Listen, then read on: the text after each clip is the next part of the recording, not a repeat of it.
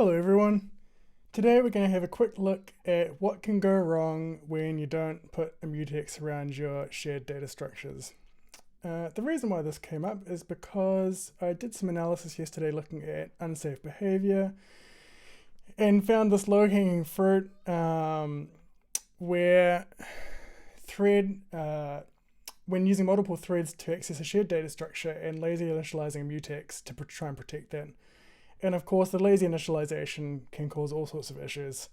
If you have three threads go into a lazy initialization statement, they might all end up invoking the right-hand side, which in some cases, if you're trying to lazy initialize a mutex, you end up with three separate mutexes.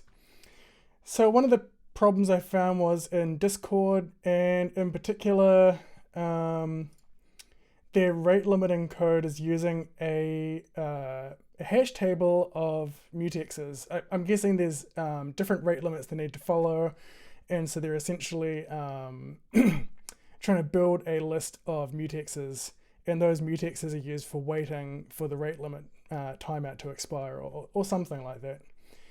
And so the first issue is there's no mutex around this entire block of code. So when this statement is executed, even ignoring the fact that it's lazy initialized, they're basically writing to this hash table. And so that's issue number one. And then issue number two is, of course, that it's lazy initialized. So even assuming that somehow this part was thread safe, multiple threads entering in this block could create multiple mutexes. And I guess, unfortunately, the result was with, where is it?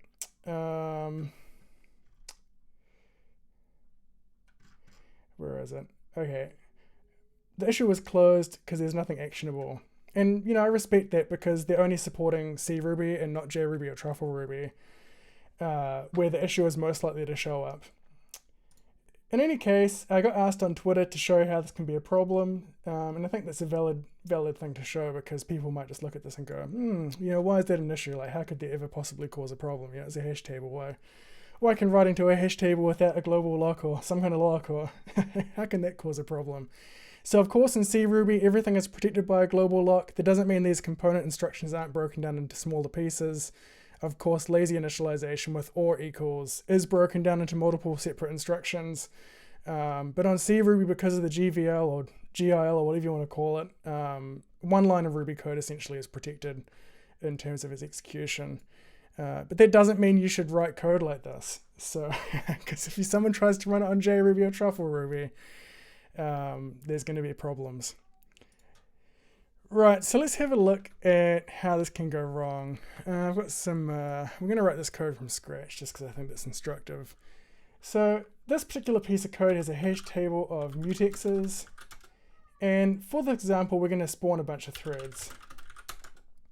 And we're going to repeat this 1,000 times per test.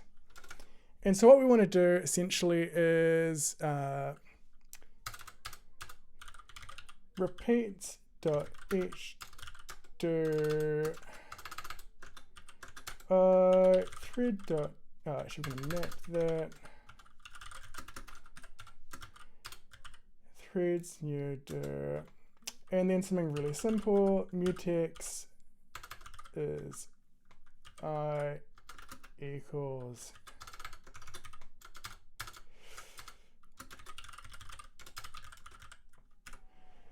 right, so far this should look pretty okay actually. I mean, if this was an array, then as long as the size was pre-allocated, then the chance of this going wrong is probably impossible.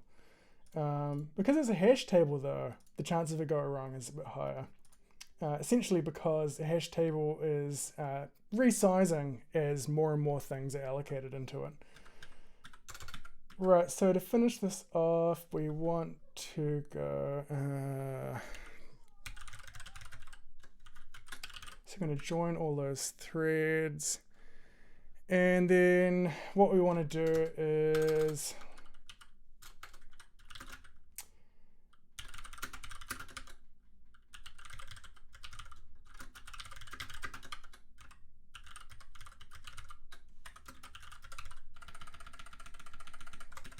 And that needs to be local because we're going to run this multiple times. Alright, so we're going to print out the number of threads we created, which should be 1,000. And we're going to print out the number of mutexes we created, which should be 1,000. And let's have a look at what happens.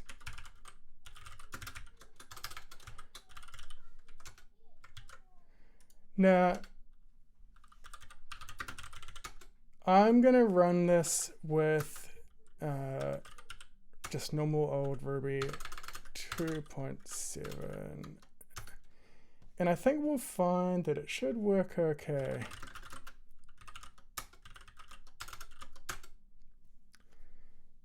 What have I done? Repeats. Okay, yeah.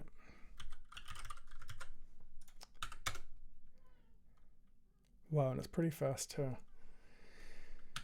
So that seems to be working, and that's kind of the scary thing, because we're really protected by this implicit lock, which is wrapping this line of code here. So let's have a look at JRuby.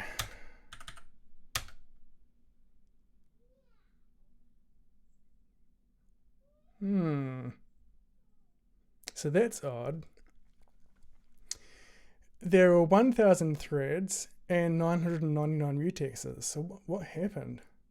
Has like one of them vanished? So let's have a look a little bit further. So the very first thing I thought about doing was just repeating this process.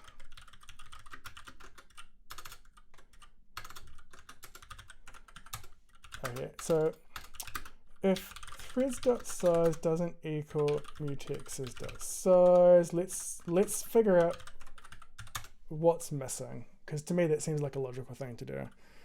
Okay, so unless mutexes.include I puts missing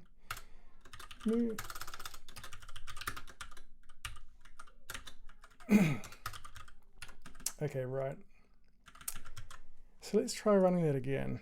And so in theory, for the one that is reporting like say 999, this should print out once, right? I mean, you know, place your bets now. So let's try running that again.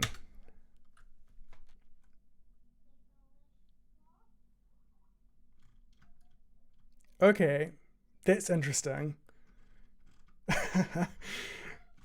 So here it's missing 5 things apparently, but then we went through all of them and it didn't find any missing.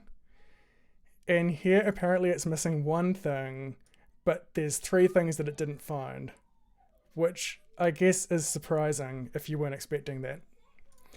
So what's happened is the underlying hash table, the data structure in JRuby has become corrupted, and all bets are off as to what would happen at this point. I mean, I don't think JRuby can crash in these situations, but it's entirely possible that it could. And, you know, in general, if you're writing this and targeting a VM, you would have to expect that there's a chance of it crashing in a situation like this.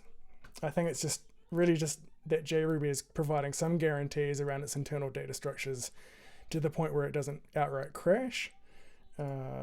But anyway, let's have another look at what's going on inside the data structure. So I'm just going to compute the missing items by writing repeats.times.2a. So I'm going to make an array of all the keys that should be there, and I'm going to subtract out the keys that the mutex thinks is missing.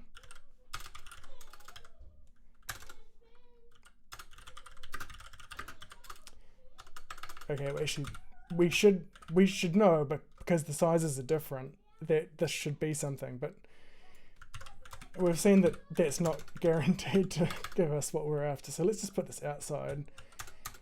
And if missing dot unless missing is empty, then puts missing some items. So let's have a look at what that prints out.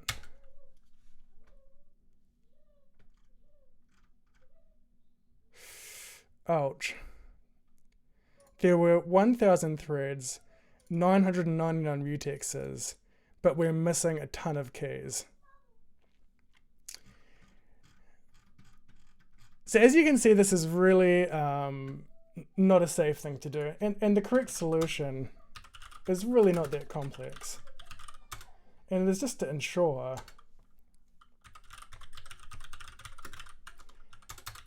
that you use a mutex around your shared state. All right.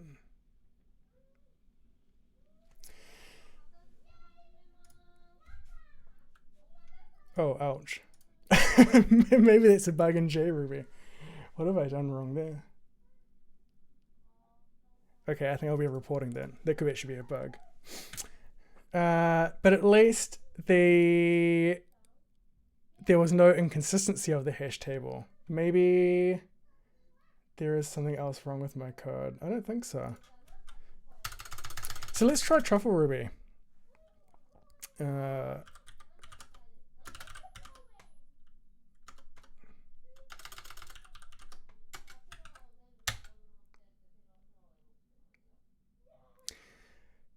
I didn't see Truffle Ruby failing very frequently, although it's a lot slower, which means there's probably more internal contention, which might just be providing some kind of implicit lock. Actually, we should get rid of that mutex as well. Of course, that's going to solve the problem.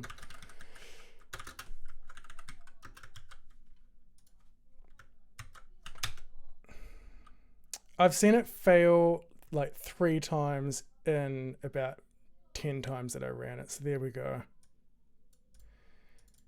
And even though it failed in the sense that mutexes.size was wrong, it didn't actually show that any key was missing. So again, there's some kind of internal corruption that's occurred.